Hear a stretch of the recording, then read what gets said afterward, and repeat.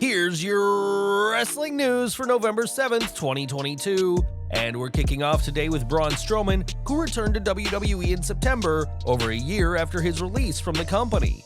When the former Universal Champion was released, despite being in the main event scene at the time, fans were surprised to see him go, but it turns out that Strowman didn't exactly do himself any favors with his actions backstage.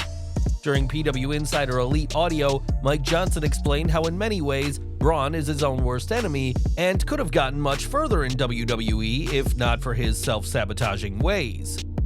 One of the things I heard from multiple people, and we're talking 4 different people, was that there are times when Strowman is negligent when it comes to showing up on time.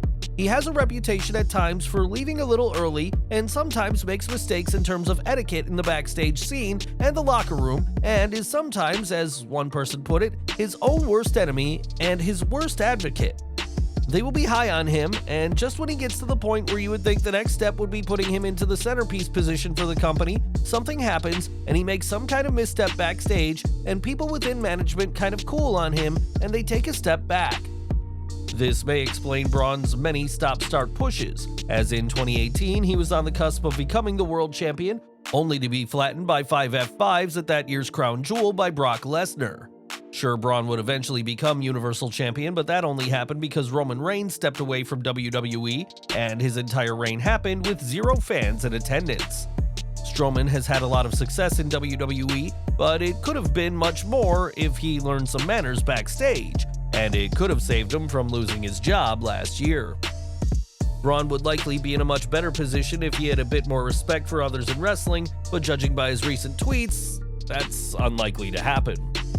After his crown jewel win over OMOS, Braun said that he got a 47-star match, referencing Dave Meltzer's rating system, and mocked smaller wrestlers as floppy floppers who bag groceries at the supermarket.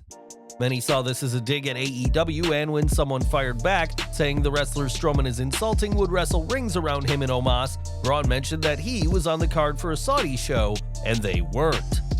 Responding to a fan who found it unprofessional that Strowman would take a dig at indie wrestlers, Strowman insisted that despite his comments, that wasn't what he was doing. Nah, definitely didn't indies. I lazy people that want other people to pay their bills instead of going out and hustling how they can to survive. That's what I did, and well, I'm aight. Strowman wants people to know that he isn't insulting independent wrestlers or the indies, but also shared a photo of himself with a sign saying indie. Braun did have his share of supporters and responded to one saying they'd rather watch 2 giants wrestle than acrobatic smaller stars. Braun said, "You get it, thank you. The weird subculture of you gotta do flips and kill yourselves.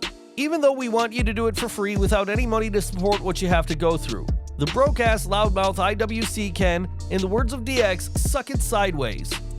Several fans replied to Strowman's initial tweet, saying that just because someone wrestles a different style to him, it doesn't make them a worse wrestler or him any better. Others also brought up Braun's time with Control Your Narrative and how the promotion he co-founded proved to be a complete flop in its own right. You may have thought that after wrestling in front of 15 people in a bar with no chairs, that Strowman would have learned some humility, but that clearly isn't the case.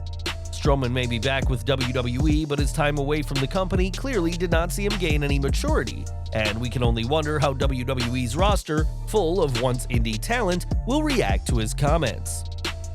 Part of Braun's initial tweet saw him say that indie wrestlers are bagging groceries, which he clearly meant as an insult to those he referenced. This didn't sit well with Chris Jericho, who said that he was once a grocery bagger years ago, and Braun responded saying he was one as well, and the tips were great. If this is true, then it begs the question as to why Braun would use the job of a grocery bagger as some kind of insult, as these people are working to provide a service. Braun annoyed a lot of people with his tweets, which, given his trollish behavior, seems to be what he wanted, but we doubt WWE management will look kindly on these tweets the next time they're deciding who to push to the top.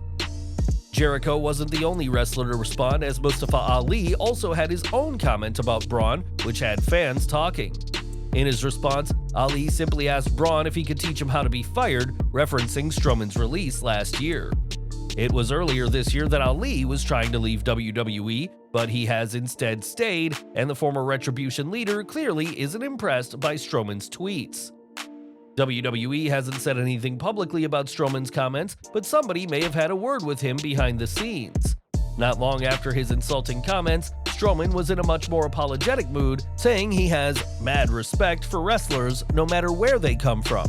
Strowman added that, "We have all worked very hard to be where we are," despite his previous insults about the independent scene, something he never had to work before coming to WWE. Explaining his earlier comments, which saw both fans and wrestlers respond, Strowman insisted that it was just a joke, though it was clearly one not many people found funny.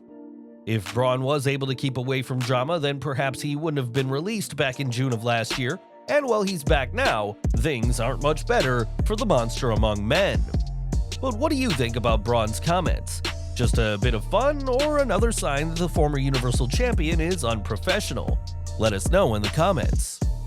Braun is one of many wrestlers rehired by WWE in this post-Vince McMahon era, and it was reported not too long ago that the company wants to bring back Chelsea Green.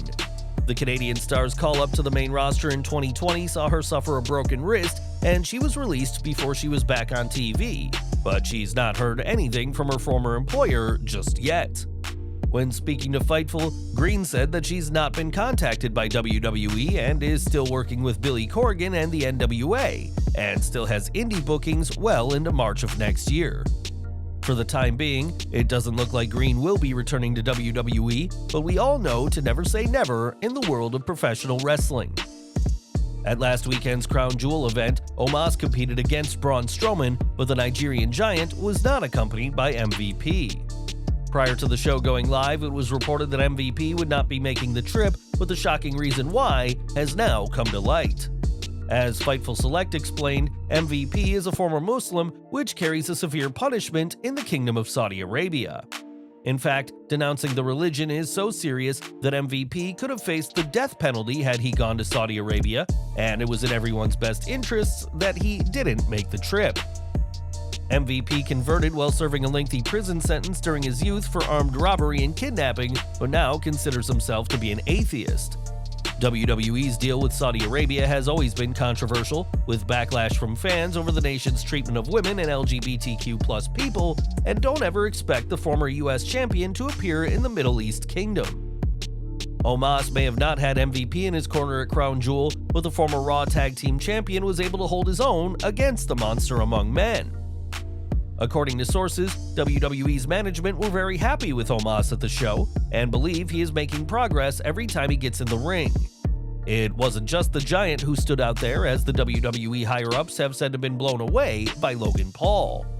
One source added that Paul, alongside Bad Bunny, has been extremely dedicated to their craft and are willing to learn, unlike many celebrities who have wrestled in WWE. It was also said that Paul has been extremely respectful behind the scenes and has been asking for feedback behind the scenes from veterans who are happy to oblige.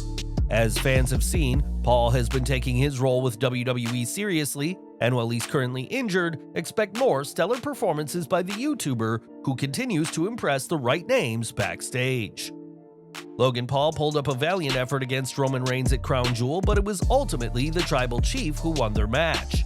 Paul is just the latest victim of the head of the table, joining the likes of Brock Lesnar, John Cena, and Edge, but all good things must come to an end.